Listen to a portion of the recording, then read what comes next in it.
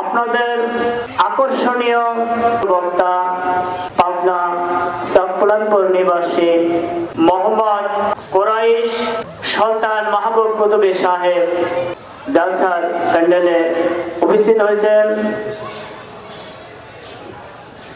তার জবান থেকে কোরআন ও হাদিসের আলোকে মূল্যবান কোরআন ও হাদিস থেকে আলোচনা রাখার জন্য অনুরোধ করছি।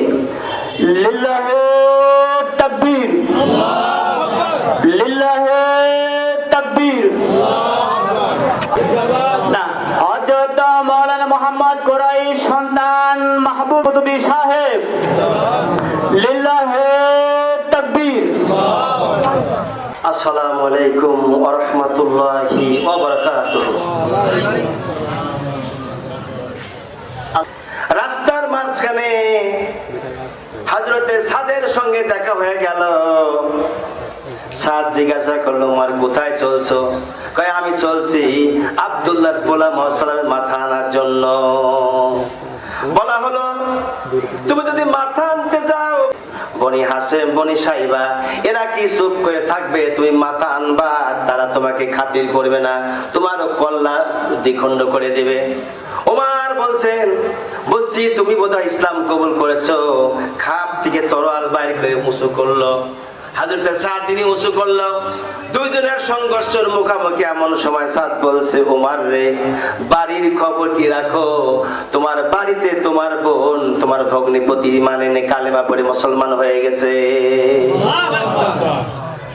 ওমর বলে তখন, সত্যি? কয় হ্যাঁ সত্য। ওমরের তখন মুখটা মলিন হয়ে গেল, বাড়ির দিকে রওনা করলো না।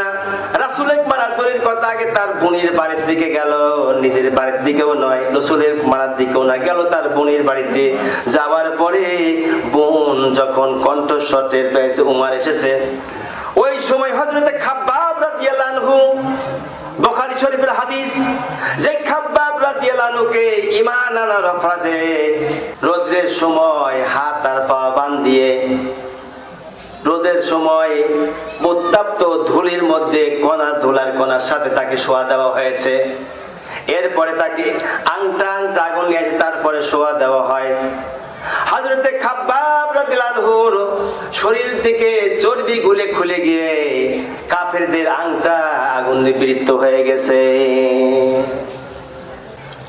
হযরতে উমর ইবনে খাত্তাব রাদিয়াল্লাহু রওনা করে তার বোনের বাড়িতে। কণ্ঠস্বর শুনে তারা তাড়াহুড়া করে কোরআনে কারিমের আয়াতগুলি সরাই দিচ্ছে। এমন সময় খাব্বাব ইবনে আরাত রাদিয়াল্লাহু আনহু তিনি লুকায় পড়লেন ঘরের ভিতরে। অমন সময় হযরত সাঈদ রাদিয়াল্লাহু আনহু, রাসূলের জলিল কদর সাহাবী, হযরতে ফাতেমার স্বামী, তার মানে হলো উমরের বোনের নাম ফাতেমা, ওই ফাতেমার স্বামী হযরতে সাঈদ রাদিয়াল্লাহু আনহু, তিনি দরজা খুলে দিলেন। ওমর বলল, তোমরা কি তেলাওয়াত করতেছিলেন? আল্লাহ নবী সাহাবী বলছেন, কই তেমন কিছু নয়। কয় না, কিসে যেন আওয়াজ পেলাম। বোন বলছে, কই তেমন কিছু নয়। বলাও দেরি আছে, ওমরের মায়ের দেওয়া দেরি নাই। আল্লাহ নবী সাহাবীর উপরে এত প্রহার করলো, বোন ঠেকাতে যায়, বোনেরও মাথায় লাগলো, কপাল থেকে রক্ত ঝরে পড়তে লাগলো। নাক মুখ যখন বয়ে রক্ত পড়ে, ওমর বোনের দিকে চাইয়া মনটা মলিন হয়ে গেল, নরম হলো। বোন বলছে, ভাই আমরা ঈমান এনেছি, কালেমা পড়ে মুসলমান হয়েছি, তোমার যা ইচ্ছা তাই করতে পারো, তাই বলতে পারো, আমি কোনো ভয় পাই না। আল্লাহু আকবার। কোনো ভয় নাই, ভয় করি না। ওয়ালা খাউফুন আলাইহিম ওয়ালা হুম ইয়াহজানুন। ভয়ের কোনো কারণ নাই, কষ্টের কোনো কারণ নাই। রাসূলের কদম মোবারকে গিয়ে আমরা ইসলাম কবুল করে মুসলমান হয়ে গেছি।